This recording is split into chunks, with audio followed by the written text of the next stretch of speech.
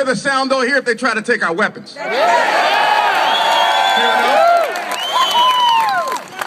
know, I said earlier at another event that I had the privilege of speaking to, that this is not a white person's racist issue. People will use anything they possibly can to separate us. And one thing that I do agree with our president on is this is the United States of America. Not only is it the United States of America, but we also have a united right in our Constitution, and we won't let anybody take our Second Amendment right from us.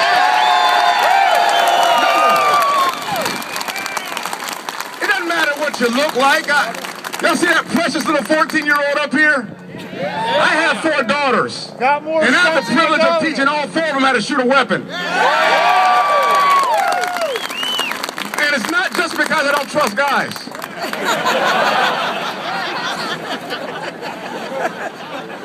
But I'll share a story with you that I had a chance to share with another group of proud individuals that joined me down here on Lawyers Mall a couple weeks ago. This is why our Second Amendment rights are so important. I had a conversation with some Marines. As you all know, I am a Marine officer. Yeah, that's how we roll. There was another one up here a little bit ago. I started to give him a little head nod, let him know I'm with him. But he looked at me, and we're sitting across and talking to a civilian, and he said, well, you know what? You really don't need an assault weapon to go hunting. And I agreed with him, Ken. You don't need an assault weapon to go hunting. But I said, imagine, if you will, just for a second, on that glorious day when our revolution was just about to start, as the most powerful army at that time, the British Redcoats, started making their way across the Atlantic.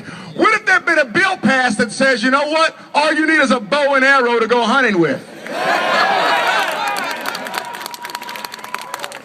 And as they made their way across with their muskets, all we had were our bow and arrows, we would not be standing here with the privilege of the Second Amendment, or the greatest nation that the world has ever seen.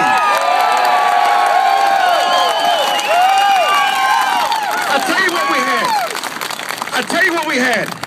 We had munitions that were at least equivalent to our adversary and our enemies that were trying to come and take away our freedoms. Now, unless you are willing to make a global ban on assault weapons, which you're not willing to do that, I will not be giving up my assault weapons anytime soon.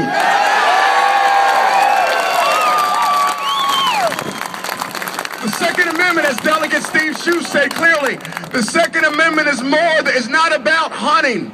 It's about ensuring that if any tyrannical government, any adversary, any enemy, any advocate of evil tries to make their way to my home down in Charles County, they'll be met with enough resistance to change their minds.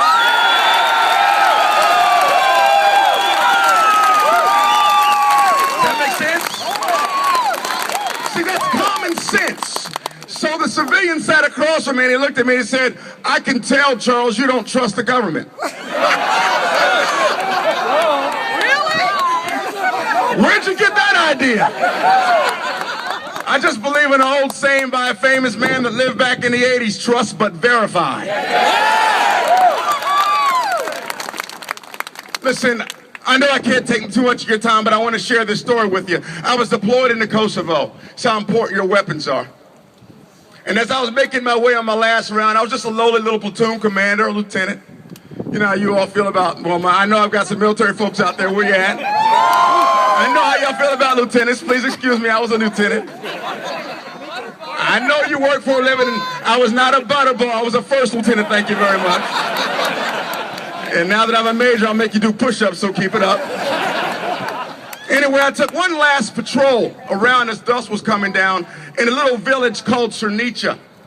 And on my way around, before we took that patrol, there was a family that came, and some of y'all have heard this story, but it's worth repeating. There was a family that came on a horse and buggy that stopped and approached me at a checkpoint and said, there's something we want to give your Marines.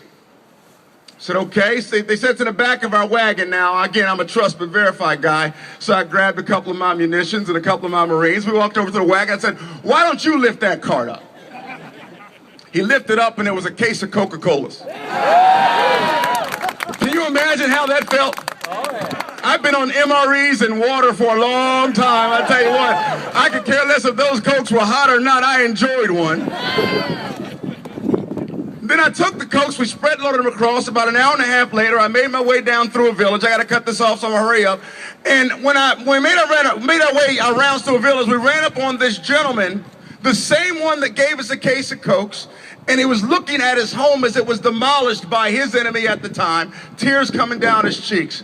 I looked at the gentleman. Of course, I'm a Christian, so I caved in with my principles, and I said, listen, what can we do to help you? His response was simple. If you would just, he said, I don't need your help. Just provide us a perimeter so I can begin a security perimeter so I can begin to rebuild my home for my family. That is an American spirit. That is an American attribute.